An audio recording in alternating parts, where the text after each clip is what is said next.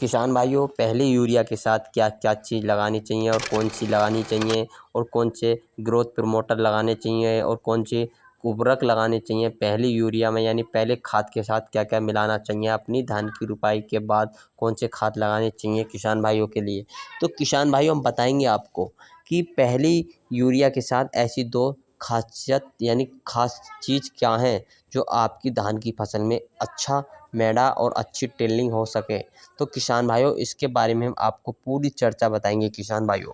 तो किसान भाइयों, हमारे यूट्यूब चैनल पर आप नए हैं तो यूट्यूब चैनल को सब्सक्राइब करें और वीडियो को अधिक से अधिक शेयर करें। तो चलते हैं किसान भाइयों, अपनी धान की फसल में आपने अपनी धान की फसल की रुपाई कर दी है और उसमें पहला यूरिया देना चाहते हो, तो यूरिया के साथ ऐसी कौन सी दो खास चीज़ लगानी चाहिए, जो खास चीज़ें ऐसी दो कौन कौन सी लगानी चाहिए जिससे कि आपकी फसल अच्छी देखभाल में अच्छा मुनाफा पाने लगे। और किसान भाइयों, अगर आप अपनी धान की फसल में कौन सही देखभाल करते हो और अच्छी देखभाल के साथ करते हो तो आपकी फसल अच्छा उत्पादन दे सकती है। तो किसान भाइयों, हम बात करेंगे कि पहले यूरिया के साथ क्या क्या लगाना चाहिए।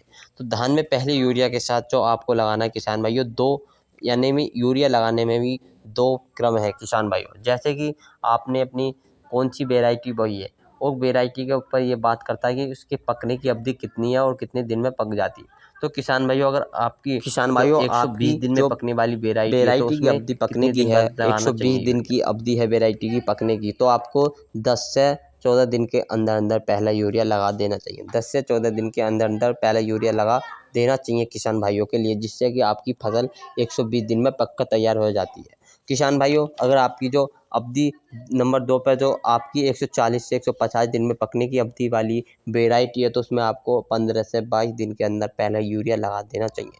किसान भाइयों, यूरिया ज़्यादा मात्रा में नहीं लगाना चाहिए।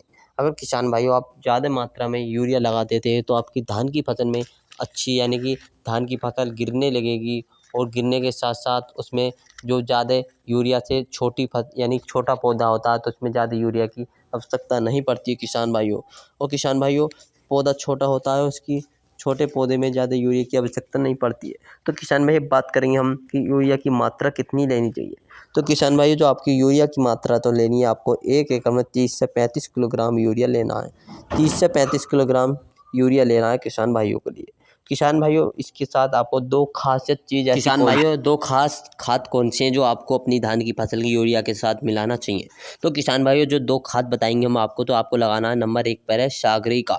हाँ किसान भाइयों, सागरिका काफ़ी अच्छी रहती है, इसमें सूक्ष्म तत्व होते हैं, बहुत सारे सूक्ष्म तत्व होते हैं। उसका प्रयोग अपने धान की फसल में करते हो तो आपकी फसल में अच्छा ग्रोथ होगी, अच्छी टेलिंग होगी, अच्छी यानी कल्लों की संख्या भी बढ़ेगी किसान भाइयों। और ये एक ग्रोथ प्रमोटर के तरह काम करता है किसान भाइयों। सागरिका बहुत अच्छा है, इसमें सूचना तत्व की मात्रा बहुत ज़्यादा होती है किसान भाइयों। इसमें जो टेलिंग तो होगी वो अधिक से ज़्यादा होगी किसान भाइयों। जो आपको इसकी मात्रा जो लेनी है किसान भाइयों के लिए, 6 से 8 किलोग्राम इसकी मात्रा लेनी है सागरिका की।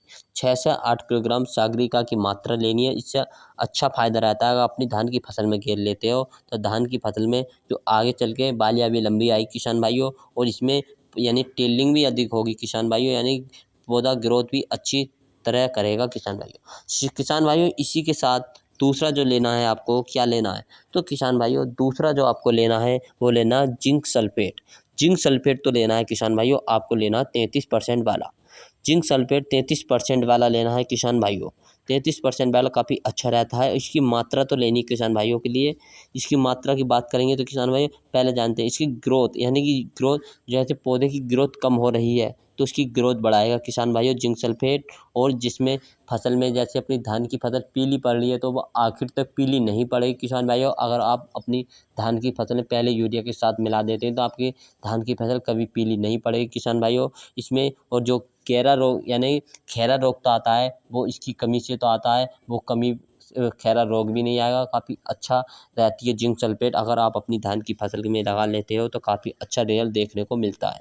खैरा रोग से जो पालैब होती है किसान भाई, उसमें काफ़ी धान में आता है किसान भाई। अधिकतर धानों में खैरा रोग की कमी से बहुत ज़्यादा होती है, तो इसकी कमी से खैरा रोग तो आता है किसान भाइयों, जिंक सल्फेट की कमी से आता है।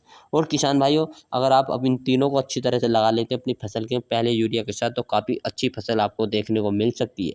आपको लेना है यूरिया की मात्रा 30 से 35 किलोग्राम लेनी है, सागरिका लेनी है 6 से 8 किलोग्राम और जिंक सल्फेट लेनी है 33% वाली 6 किलोग्राम। और इन तीनों को अच्छी तरह से मिला लीजिए पहले यूरिया के साथ और इसमें अपनी फसल में दे दीजिए। आपकी फसल काफ़ी अच्छी दिखेगी किसान भाइयों। और किसान भाइयों, हमारी वीडियो अच्छी लगी तो लाइक एवं शेयर करें।